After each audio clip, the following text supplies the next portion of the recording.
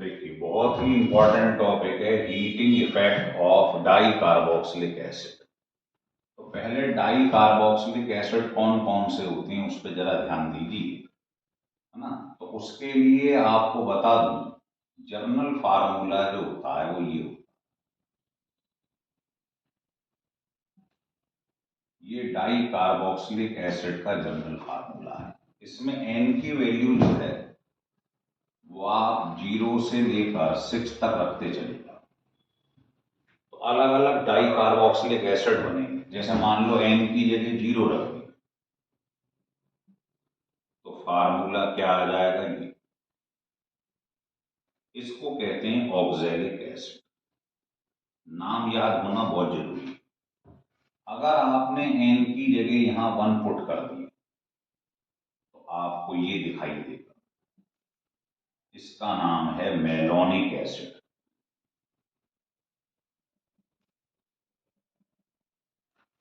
अगर मैंने एन की जगह 2 पुट कर दिया तो मुझे ये दिखाई देगा। इसका नाम है सक्सीनिक एसिड। Succinic acid.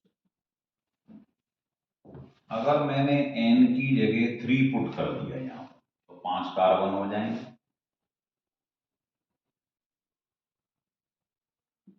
तो 5 कार्बन का एसिड बन जाए। इसका नाम है ग्लूटारिक एसिड। अगर एन की जगह 4 रख दिए, यहां 4 रख दो तो कुल कितने कार्बन हो जाएंगे? 6।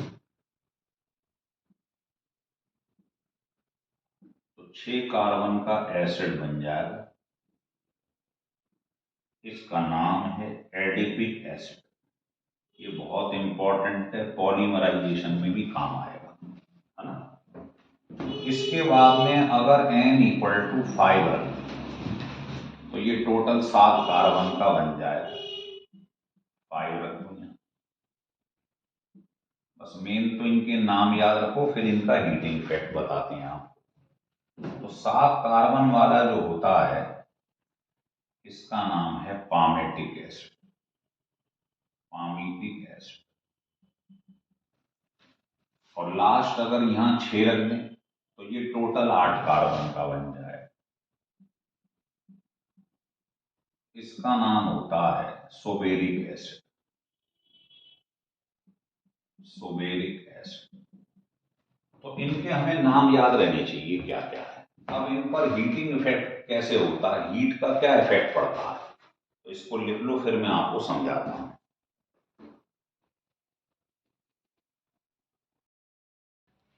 देखो, अब इनको एक एक करके हम हीट करेंगे। बहुत ही इंपॉर्टेंट टॉपिक है। तो अगर मान लो पहला केस आपने N0 ले लिया तो ध्यान रखना, अगर मैंने इसको हीट कर दिया, N0 मतलब ऑक्सैलिक एसिड, इसको हीट करने पर सारी गैसेस बनती हैं। ऑल गैसेस मतलब CO2 भी निकल जाएगा, वाटर भी निकल जाएगा, CO2 भी निकल जाएगा, सब गैसेस बाहर निकल जाएंगी। अगर आपने N1 लिया तो हीट करने पर एक एक करके संग में लेते जाते हैं मेलोनिक एसिड। अगर आपने इसमें एक है तुम्हारे पास ही और तुमने इसको हीट कर दिया तो क्या होगा? यहां से CO2 बाहर निकल जाएगा। तो आपके पास मोनो कार्बोक्सिलिक एसिड बन जाए। डाई था ना, मोनो बन गया। ठीक है। अगर आपने N की वैल्यू 2 ले ली तो इसका मतलब यहां क्या आ जाएगा? ये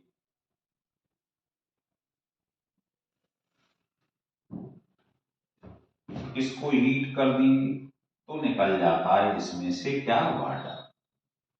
तो वाटर अगर निकलेगा तो क्या बन जाएगा? एनहाइड्राइड।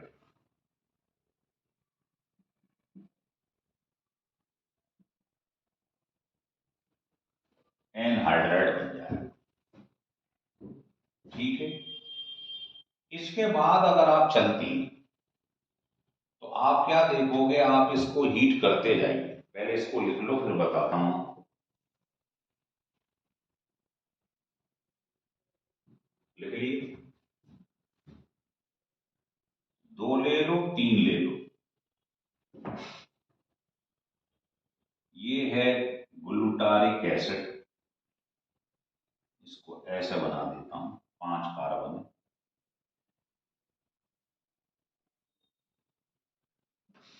एन की जगह 3 रखेंगे तो टोटल 5 कार्बन हो जाए। इसको भी हीट कर दो। तो जब 2 और 3 होती हैं तो ध्यान रखिए क्या निकलता है बाहर, वाटर। 1 होता है तो क्या निकलता है, CO2। और 0 होता है उस समय सब गैसेस निकलती हैं। तो बताइए इसमें से अगर वाटर निकाल दूं तो वही एनहाइड्राइड बन जाएगा, नहीं बन जाएगा?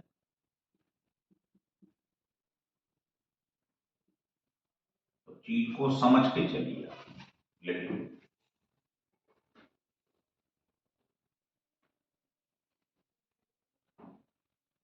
ठीक है,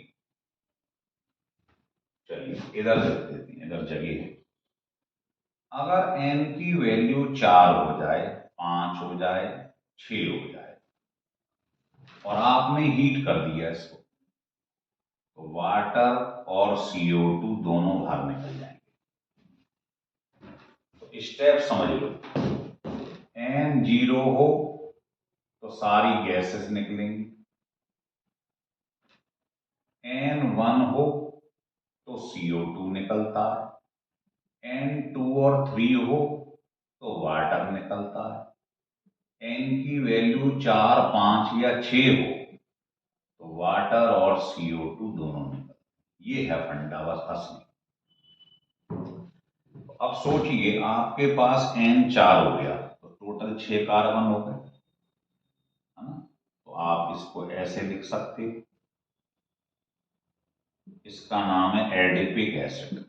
ये पेपर में पूछा भी जा चुका है। एडिपिक एसिड को हीट करेंगे तो क्या होगा। अब यहाँ n की जगह 4 है तो हीट करने पर CO2 और वाटर, ये देखो वाटर और ये CO2 इधर से ले, वाटर और CO2 दोनों बाहर निकल गए। तो सोचिए अब कार्बन कितने रह गए, 5, और उसकी क्या रह गई, कीटोन। तो 5 कार्बन की कीटोन बन जाए, मतलब जितने कार्बन होंगे उससे एक कम कार्बन की साइक्लिक कीटोन बन जाए, है ना? जैसे मान लो आपने 5 कार्बन ले लिए यहां, इसका नाम बताया था अभी मैंने आपको, क्या कहते हैं इसको, ध्यान रखिएगा, पामेटिक एसिड, है ना? तो क्या होगा, इसको आपने क्या करा, हीट करा, तो क्या होता है अभी बताया है, 4, 5, 6 में क्या निकलता है, CO2 एंड वाटर। तो एक तो वाटर निकाली, एक CO2 निकाली। अब कार्बन एक कम हो गया, 7 कार्बन में 6 रह गए और कीटोन बन गई। तो 6 कार्बन की साइक्लिक कीटोन बन जाए। अब एकदम पिक्चर क्लियर हो गई। अब इसे लिख लो, फिर मैं इसका निचोड़ लिखता हूं, कॉन्क्लूजन क्या निकला है इस पेपर का।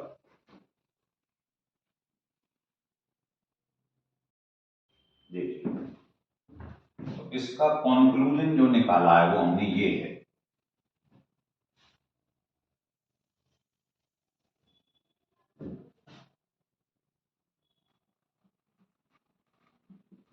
कॉन्क्लूजन ये है कि ये जर्नल फार्मूला हमने पढ़ा, डाई कार्बोक्सिलिक एसिड, और नाम याद करने का तरीका क्या था, पहला आपने देखा oxalic acid, malonic acid, succinic acid, फिर क्या आ गया, glutaric acid, adipic acid, palmitic acid, suberic acid. तो इसको आप एक लाइन में याद कर लो, जैसे ये क्या है, ओम्स, ये गैस। ओम्स गैप्स याद कर लो, है ना।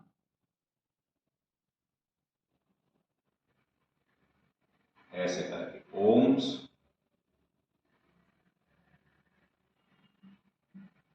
और ये गैप्स, तो आप भूलोगे नहीं कभी, क्योंकि आप जैसे ही लिखोगे ना ओम्स गैप्स, तो आपको ओ का मतलब ऑक्जेलिक एसिड, मेरोनिक अपने आप याद आ जाएगा। तो ये तो इसका तरीका हो गया याद करने का, सातों को सीक्वेंस से, है ना। इसमें एन की वैल्यू यहां से रख लो, 0 1 2 3 4 5 6, एन की वैल्यू रखते जाओ, नाम आते जाएंगे, पहला तरीका। दूसरा तरीका ये है कि जब एन 0 है तो हीट करा जैसे ही आपने कंपाउंड, तो सारी गैसेस बाहर निकल रही,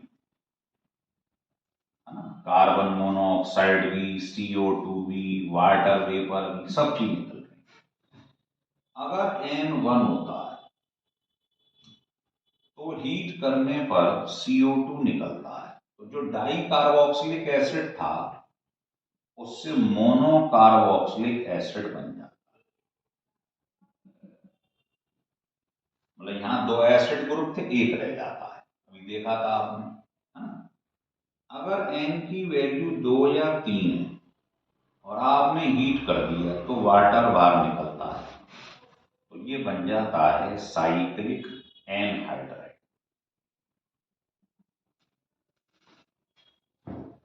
अगर N की वैल्यू 4 है, 5 है, 6 और आपने हीट कर दी, तो आप देख रहे हो 4 5 इनको हीट करने पे क्या निकलता है, CO2 एंड वाटर, और एक कार्बन कम वाला साइक्लिक कीटोन बनता है, तो ये बनता है साइक्लिक कीटोन, 1 कार्बन लेस। जैसे इसमें कार्बन थे 6 तो 5 की साइक्लिक कीटोन, इसमें कार्बन थे 7 तो 6 कार्बन की साइक्लिक कीटोन। तो ये पूरे पर्दे का जो हमने कंक्लूजन निकाला है वो ये लिख लें। अगर ये वीडियो आपको बढ़िया लगा हो तो आप इसको सब्सक्राइब और लाइक जरूर करिए, ये ध्यान रखें।